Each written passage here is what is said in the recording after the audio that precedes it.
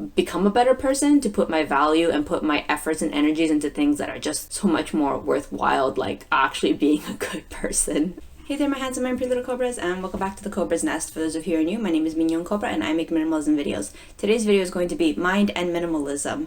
10 mental declutters I've had since becoming a minimalist. So without further ado, let's just get into the video. Let's get it, let's go. Woo! Just before we get started, some quick little tings. If you haven't done so yet, check out my Patreon if you wish to make any donations or support my channel. If not, help out the algorithm by giving this video a thumbs up or subscribe. And yeah, let's get started. Let's get it, let's go. Woo.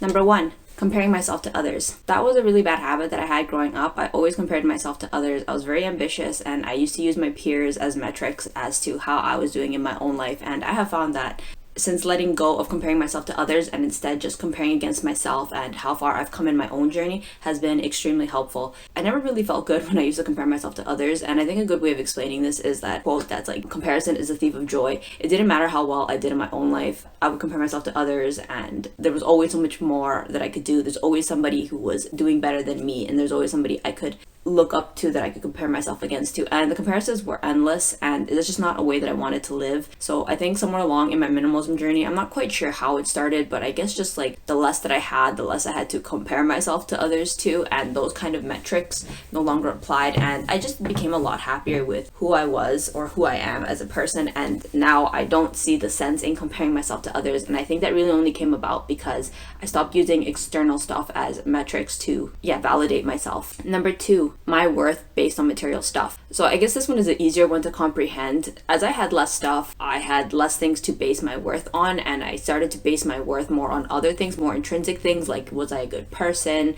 Was I hardworking? Was I good to others? And less more on like, did I have an LV bag?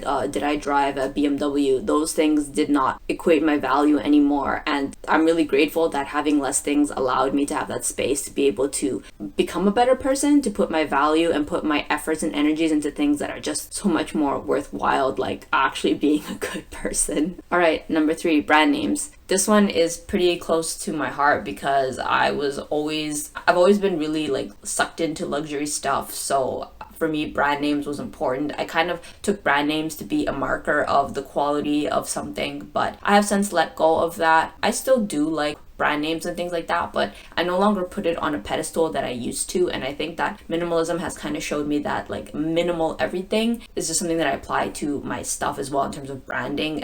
If I look at an object, less is more. I don't want to have a bunch of like letters or branding on a bag. I can find something that's really nice and really high quality and it's just simple and plain and like very classy and minimalistic without having those things on it. And that has been really good for my self-esteem because I no longer base my self-worth on brand names. Right, number 4, the number on the scale. I place a lot of importance on my weight. Growing up, it was really important to me to reach this abstract goal of hitting 100 pounds, and the number on the scale was like a heavy baggage that I carried in my head. It really mattered to me and really did influence my day, how much I weighed. So letting go of that has been really healthy for me. That is some baggage that I am very happy to put down, to just like let go and no longer put my self-worth with my numbers. It matters more to me that I feel good, I'm happy with my body, my clothes fit, I'm eating healthily, I'm eating tasty foods, I'm not stressing out every time I gain weight, I'm not celebrating myself every time I lose weight or intentionally forcing myself to lose weight and being miserable. All of those things have been really good mental declutters that just have freed up my mind to think about other things and freed up my mind from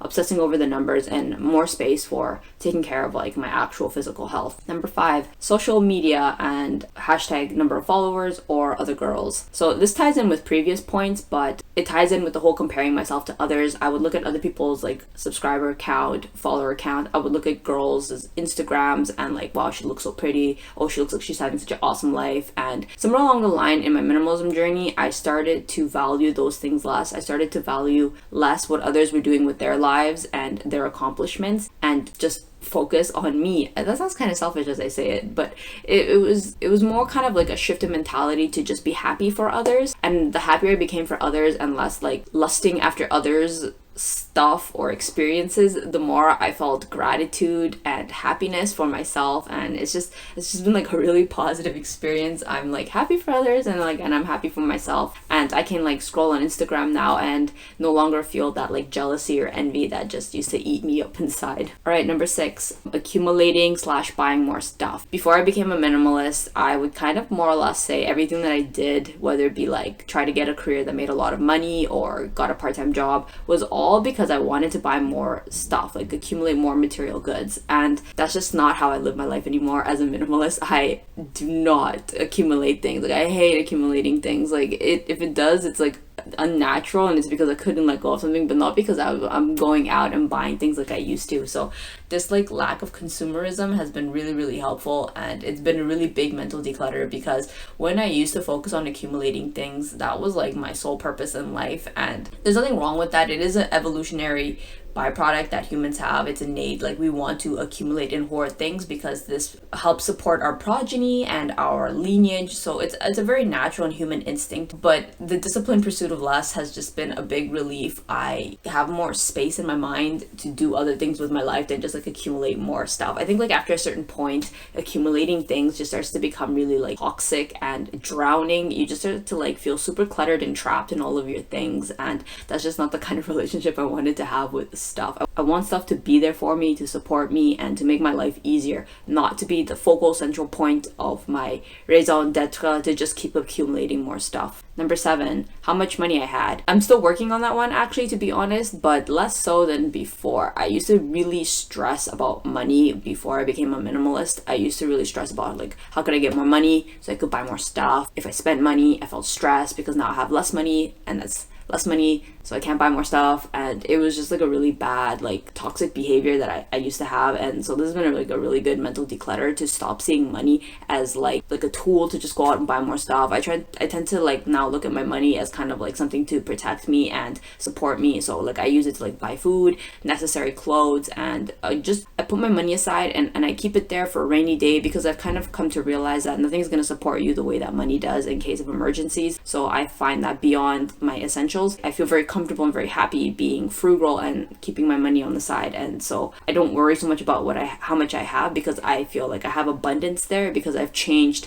how I use it. I don't use it to spend everything that I have to buy things that I don't need. Number 9, always putting myself first. Growing up, I had a bad habit of always putting myself first. I don't know if this is like being the firstborn, you're kind of spoiled, but I'm not trying to make excuses for myself, but I used to always put myself first, even before my friends, even before my family, and that's something that I'm like really ashamed of. And that's not something that I do anymore as a minimalist. Since I stopped placing importance on material possessions, I've had the ability to shift my focus onto other things that are important in my life, and I have found that people in my life are really important. Not that I, put them first and myself last, but I definitely put a lot more importance and care and attention into my relationship with people, and it has really paid off. I feel like I have like really healthy relationships with people now. My friends are carefully picked. I put back into friends that I feel like are good to me, and so I do my best to be good to them, and I put more into my family. Maybe it's just teen angst, you sometimes push your family away, but now that I'm older, I have definitely rekindled my relationship with my family. It's really, really good. I treat Will a lot better, like way better than I treated my exes. So I just feel like I'm in like a really good place, and I treat my loved ones a lot better, and in turn it makes me feel really good, because I feel like I have very like deep and meaningful relationships. All right, and number 10, the productivity hustle, or the productivity obsession. I was really obsessed with being productive. I hated downtime. I hated me time. I hated self-care time. I felt like it was a waste of time, and it was very indulgent, and I couldn't tolerate it. But as I became a minimalist and I started to have way more ample time, so I was able to get done what I needed to do. So I got like my productivity obsession in, and then I still had like time left over. I started to do like the self-care and the like downtime, and I have found that it is really important. You really do need that. If you don't have that, you start burning out, and like repeated burnouts is just not really a way that I just want to keep living my life. So I do make time for me time and downtime, and one shift that has really helped with like letting go of this mental declutter of like productivity obsession is the Zen principle, or at least from Alan Watts. He says that life shouldn't be one stream of productivity, but should be a stream of presence. You should be present, and you should be focused on what you're doing. And I think sometimes when I'm being super productive, I kind of lose being present in the moment, and I'm constantly thinking about what's the next thing that I need to do, or what do I need to accomplish, and my life just passes me by, and that's just not how I live my life anymore. I try to be more conscious and more present in the moment and enjoy the moment, because we really only have now. We only exist in the now. We'll never exist in the past again, and we will never exist in the future. So I do my best to be present and happy, and it has definitely helped with culling my productivity obsession to just, do what I need to do, but not make my central point, or my life only has meaning because I'm being productive, and if I'm not, I'm a worthless piece of, what. These are 10 mental declutters that have come along since I've been on my minimalism journey. If you enjoyed this video, give it a thumbs up, subscribe, and I will see you guys in the next one. Thanks for watching. Bye!